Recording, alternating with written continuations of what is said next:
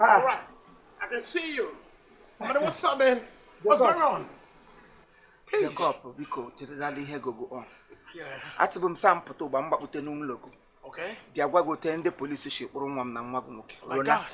Runa Bragrega, Mushi Hananga. Oh my God, oh my God. I'm saying Gule on him to the Bazianket. So what happened? Why did police have to arrest them? Get a camera. Any police dig them Harris. Mbana, as I want him and Tanoe, Mbagi Wupishi, Ntesore. Equalem Quo, Uma's actually. Hagaraga zunu onye passenger ibute na moto ha ma ya ka akpazuru ego. Oh my God! Nwoke shi onwu so na ọwụrụ na ha abụọ anyị rahụ dị na police station na anụ wayo wasa na enwechike inwe peace n'ime ndị na police wa nga ya ga na-enwe ndụ nsị ya ngwa na ya kpọrọ ha gawa maka si onye metere na ya ga-echichi ya gala. This is real bullshit, man. Amadi, this is real bullshit. So, Amadi, have you Popotago? Have you Popota them? You don't go near police. You don't go lawyer. You get Jack Popota. Ndu zunoshi. Kanga get Popota. Ngaru bakbon atonoma ka say won no nyoshi. Na biko ha ga no nga hata ho. Onye ola metri home te wuri shebru.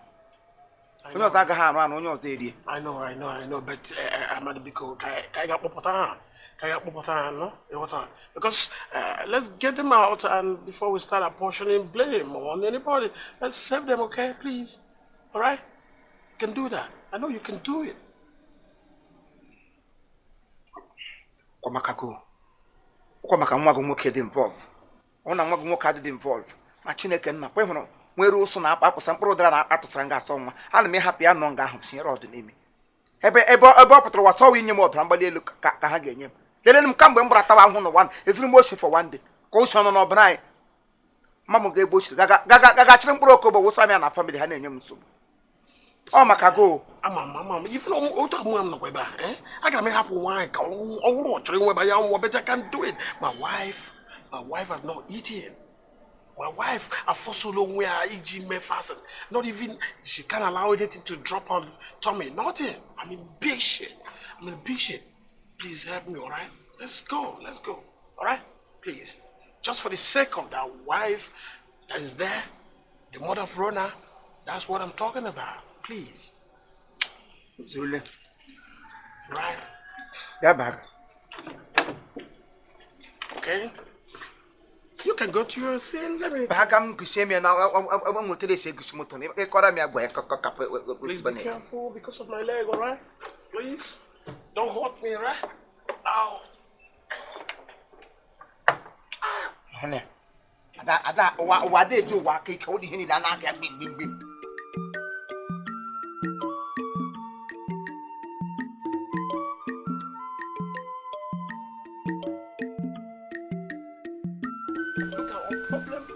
Look, you get near fuel up for the fuel on the thing. I get near copy that. Oh my wow! How can I do that? It's so. Never push your motor to the Oh, my brother, push you. Get balance and whom quiet come start on Yanago. You will be a bagger. What come to hand no motaka? Bullshit, this is bullshit. What a no motaka happen, huh? Oh my God!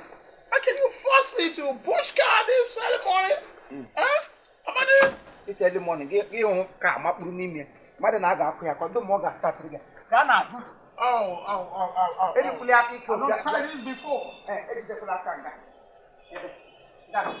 Oh my God, why all these restrictions? Your car is something else. I won't have a bam too. I don't stop at police station, not the kid. Man, you got to be fast because I don't have that strength to do this, please. Oh shit. Oh my God. Oh God. Whoosh! Hey. Whoosh! Hey! Amanda, you crazy? I run a buggy. But why you have to push? Push! Yeah, push! Ow! All right, I think he's moving. All right, that's it. Hey, Amanda, you must be crazy. Hey! Amanda, don't do that. Oh, shit. Oh, my God. Man, where are you going to?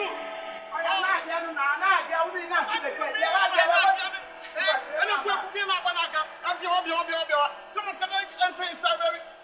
All right. Oh, damn you, Amani! Damn you! Oh my God, what a crabby behavior! Oh shit! I can't go anywhere. I can't. No, I'm not coming back. I'm not coming for you. I'm not coming with you, man. What a damn shit! Shit! What the huh? Come on! Oh no. This is a Kenge movement. You don't like that? Why? Man, come back. I'm not coming there. Come back, you. Shit. Yeah, come, keep coming. Good. Next time you learn a lesson. Did you hear me? Better. Now let me go inside. And don't play that shit again with me. Oh my God! I will kill you if I get you! Umekono. Agrega. Kanju kanagi. Kedi feti logi no dika okuma. Odika palama wa. Utinye gu iya kwa gitegi no kwa gitegi. Webulu kisu yi. Itoto ye mmado. Kedi tinye sigi no do a. Mama gwa m gị na ọbụla mmụọ ọrụ na ọbụla mmụọ Ose. ọbụla mmụọ ọrụ na enyi nwoke. Yazibeshi potago ọnụ. Ose rona. Onye bụ rona. Rona mmụọ ka mmado. Ose rona. Amam ihe nwụrụ. Amam ihe emenwu. Amam ife ihe eme. Eji m n'aka na ọgụ nwa plan n'ihe niile. Plan wa ya execute ya. Kịta ị na-asị ọrụna. Na mama na nchi zu ohi na ọwụrụ ohi ọkịrịka. Ihe kwuo ohi pulion van ị gara bank gbaka bank bulu ego. Ọ ya ohi na ohi ntụtụ ha. Biko Mission, potago ọnụ. mama ga-enye m nne agụ na agụ. Ndị mmadụ emenụ ebisi ohi banki. Ya wa anaghị dị na banki. Chero. Eh? Isa agụ na agụ gị. Enye unu iri na sel ebe a. Mama gwa ya na aga m nne. Anyị mgbe anyị ruru ebe ahụ ediri anyị ụlọ ka nta. A sị anyị erube sel. Na anyị ka ụmụazụ. Hey! Gụwa nwa anya obere nwa. Ndị a mmekọ ajọ mistake. Maka chi ha kara ịtụgụ nta mkpụrụ ọka. At least before you put by isi ajọ go. Mechie ọnụ. Mama hafụ m aka ka m kwuo. Mechie ọnụ. Na ụdị ekpere na-ekpere nwanne gị nwoke. Mama ọgwụ m tinye gaga azụ. Ama na ọ bụghị nke tinyere jeje zuo ohi. Mana ọ bụrụ ụdị ekpere ka ihe ekpe. Oke ọ nọrọ nga, ọ nọrọ sel. Obi ya adịghị mma. Sọsọ m eriwe ihe anyị siri ebe a. Sọsọ ga-eriwe ihe ezi na ebe a. Ekpezi na ụdị ekpere a biko. Wow. Asị ezigbo nwa zụrụ azụ. Ikpere ekpere ọfụma ka osi n'ihe ọjọọ pụta mebe nke ọma. Ogene. Koje na-elu nne. Ọ karịgoro nke bụ nne. Mama. Sikọrọ si ebe ahụ ọsọ biri ebe ahụ. Akọmadụkwana ya. Mama anyị na-ahụ ka mmadụ mmụọ oge na-ayọ. Mama m. Magwana ya na. Relax ya. Chief to adjust him again. Ịma na ị na-ezu ohi bankị. Anaghị dị na bankị. Akara ekwu okwu ihe ntụtụ ịtụtụkọrọ. Isi bankị. Billion van. Ka ya sị bịa ịbụ billion van n'ụzọ. Ya mụ ya. Legasị gara agwa ji m. Mana nwoke. Me were azụ. Nwoke adịghị exhausted. Ka mma. Onye ahụ onye ahụ. Mmeja. Nte contagion. Memo. Sepụ aka n'aka onwe. Sepụ aka. Aka enwe n'ofe. Sepụ aka enwe n'ofe. Aka ome ha aka mmadụ. Amakwa m ihe nji. Isi nke a makazigwa. Mgbe m nọ na ekpere ka ike isi a. Ị bịara izikwa ka m ọhụrụ. Hapụ m aka. That's exactly what I'm talking about. I just want 300,000 naira from you. Let me just see if I can start something. Let me get myself, busy with something. I am 300,000 naira can see Chorom. Come with here and name Just what I want. Just what I want.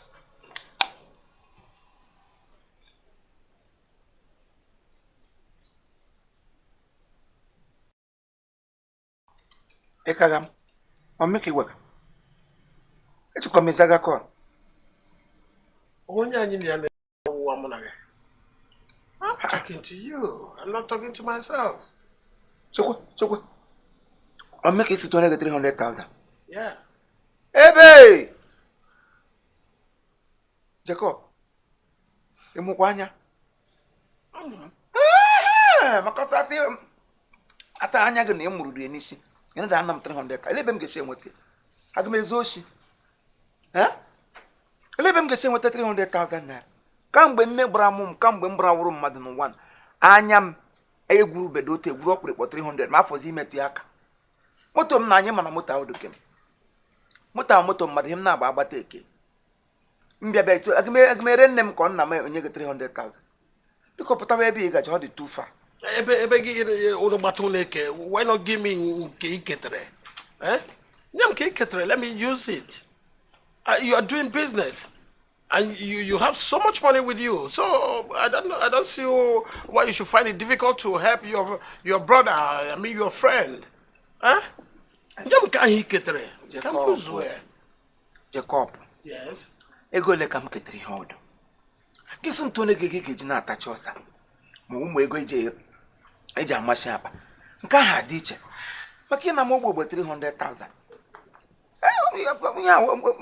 Enyo ya o mkpari ka o wunyere m. Of m na-aga abụọ shima na enwere m ụdị ego a. Ya moto mmadụ aga m ere onwe m.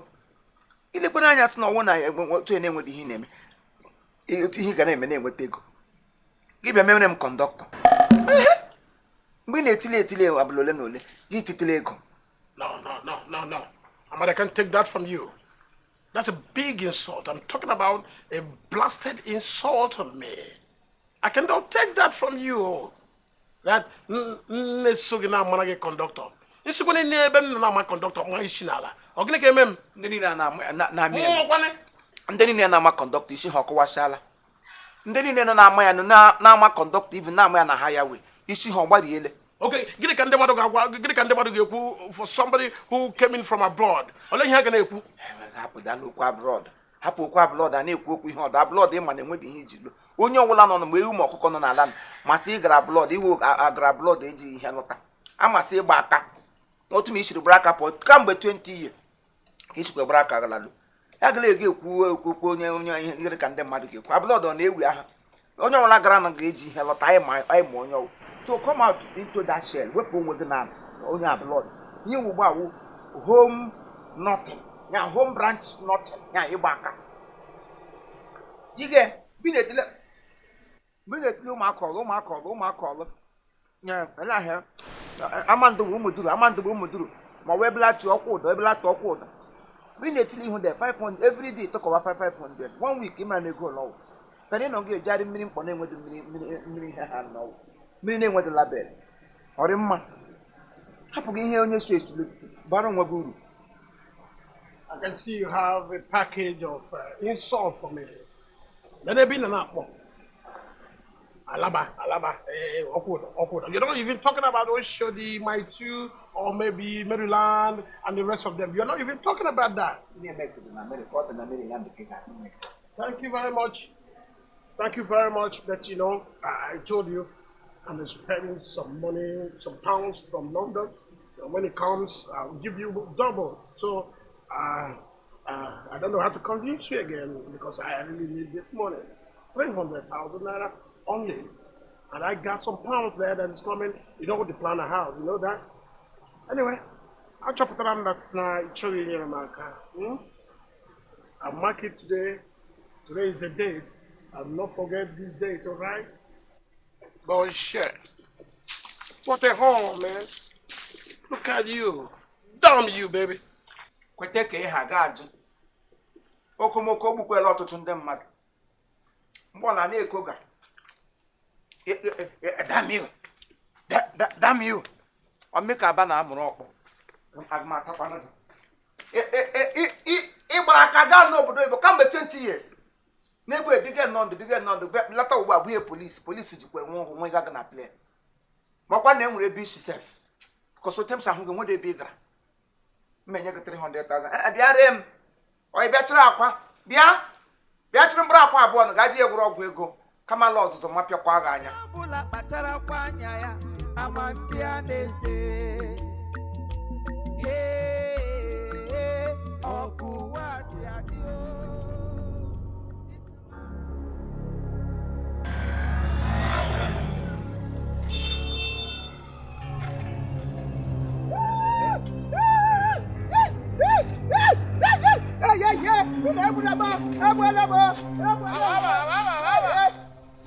Don't be fucking man dead.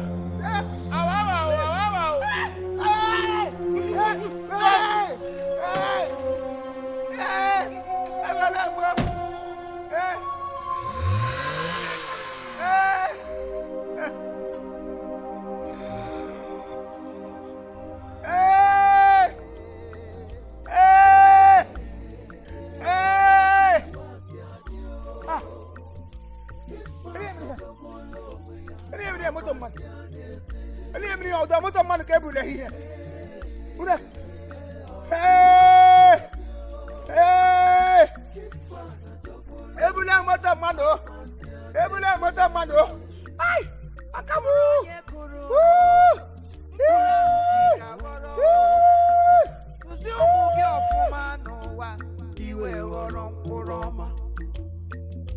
Onye zụrụ nwa ya n'elu ụwa emesie ya wetere gị ihe ọma maka na egwu ụmụ ụwa tụgbuole m o. Mama, bien. Oh, chibo.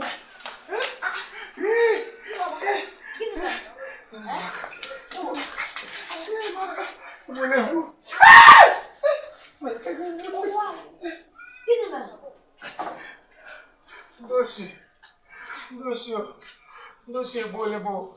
Akola kokoko. Nagara moto. Nagara no moto. Papa islam dosi megere. Dosi megifa. Tero, imeni no dio hikuru ye plaza. O moto gwana na. Akota sinkwemo. Sorry. Papa ndako akubuna kwa mwa biko. Iyo gwande ga basogi bia ba na akume yo. Ozugo kwa mi papa ndo. Papa isi ha buru n'ụgbọ ala gị. Ebula moto. Please abago masiri. Ebula moto mmadụ onye m ga-akọrọ onye nwe moto. Ebela akwa ka ụmụazị. Ji kwuo onwe gị ọnụ. Biko ka njụkwa. Wow. Ori otu gị na ha si wee bịa ọnwa ụdị nke aghọta m n'ime moto. Ndị a mmiri. Ị na-ahụ nwa. Ji nwa ya apị. Esukwa ọzọ.